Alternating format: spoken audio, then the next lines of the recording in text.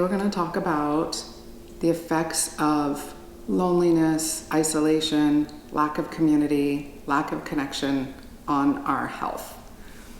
And I've got my little back of envelope notes because I'm going to tell you some numbers that are pretty shocking. Last year, the Surgeon General of the US came out with a warning and a statement that loneliness is now an epidemic, and they listed all the effects of this on our health. It's really shocking. I mean, it's shocking, but it's also not shocking.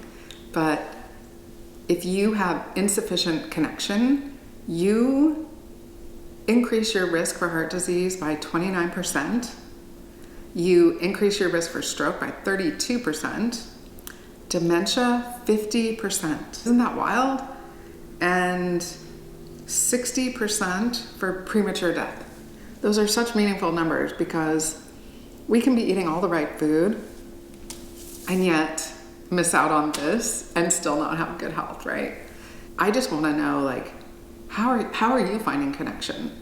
For me, I really wanted to focus on connection this year. That was kind of a theme for me because I'm a homebody and I love being home, and I'm fine with being by myself. So I have to really force myself to go and make those connections. Well, the connections I already have, I've had for years and years, right? Decades.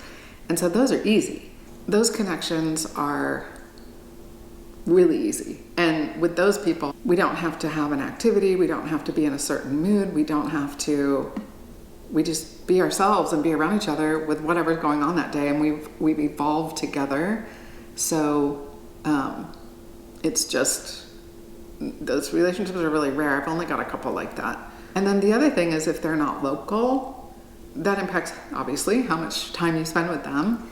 And so I've been forcing myself to seek connection elsewhere. Well, I think you should do that anyway. Like, expand your friend group, or as you expand your interests and you evolve, hopefully that draws in new people, because that's how we learn and grow, right? We need each other to learn and grow. I know that when we have health issues, that creates a barrier, right? And with that comes other barriers. For instance, right now I'm traveling a lot. Well, I'm not traveling at all yet, but I will. Because when I travel, I am very social and I'm very extroverted, and it's extremely enriching. But those aren't the deep connections, but those are a different type of connection and a different type of growth. But there's a barrier for me right now to that, because I don't feel like I'm in a place where I trust everything. So we all have different barriers. I mean, I guess even if you don't have health issues, you can still have different barriers. Anxiety is a big one. Oh, it's that. Hearing this noise, I'm like, where's that coming from? It's the noise from that.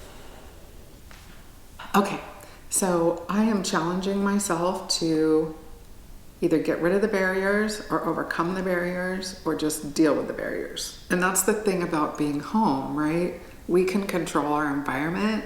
Like, I'm in a clean environment. There's no chemicals, there's no fragrance, there's no toxic stuff in here. So, and then of course the food, that's another barrier, right? They're calling this the friendless era. Isn't that wild? It's so sad. And I have noticed totally how different it is to create relationships with people. Like, it used to be so easy. And part of that's my age, because I think the older you get, for sure, the older you get, the harder it is. So much harder. But I'm now seeing this and hearing this from young people, that it's hard for them and that they're lonely. And I'm so shocked by this. Like, people that you would think would have loads of friends, or at least a couple good ones. For me, I only need a couple really good ones, but I need local activities with friends. My question for you is, how's your friendship life? How's your friend circle? Are you happy with it, or do you feel a lack of connection like everybody else seems to? I feel a lack of connection and I want more connection, but I have to force myself because I like being alone, and I like having a small circle, and I like the lack of pressure of doing things with people. So I know that I need to force myself and do this. It has to be a certain quality to be better than being alone. Do you know what I mean? I enjoy being alone so much, or just with my limited circle so much, that generally venturing out of that and trying to connect otherwise, God, I want to say a lot of times it's not worth the effort. I hope this is relatable. But the times that it is worth the effort makes those times that it's not worth the effort worth it.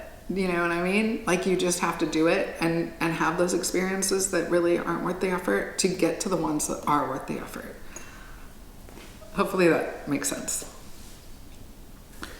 So I'm proposing that we all make an extra effort this year to connect with people, make new relationships, and enrich the relationships we have as best we can, and get out of our comfort zone with this and force ourselves to do those things so that we can avoid these dreadful statistics and we can have a richer, fuller life, because people enrich your life. The right people enrich your life. So today I'm going to go hang out with some of those people that fill my cup and feed my soul. And hopefully I'm doing the same for them. And, you know, it takes that little bit of effort because there's a million things I want to do this weekend. But I'm going to make an effort to be social. And maybe you can make an effort to be social too. And please leave comments and tell me what you do in your life to be social. And are you introverted? Do you hole up like I do? And because, well, I don't think I would do it as much if there were more hours in a day. If I had 48 hours in one day, then I could get my stuff done that I need to do and then spend time on being social. Time goes by so fast for me that it's really hard to fit everything in. And I have to force myself to take the time to do it. Just out of busyness, and I'm not even that busy. Like, I have the most slow living life and I still can't get everything done. But I'm going to prioritize this and seek that connection. And I hope you do too. And I'd love to hear your thoughts on this. And let's just kind of bake this into our healing protocol and our healing lifestyle, because it is healing. Once you find those right connections, they're very healing. I hope that you do something that makes you feel connected today. Is there too. I adore you, and I'll see you real soon. Happy healing.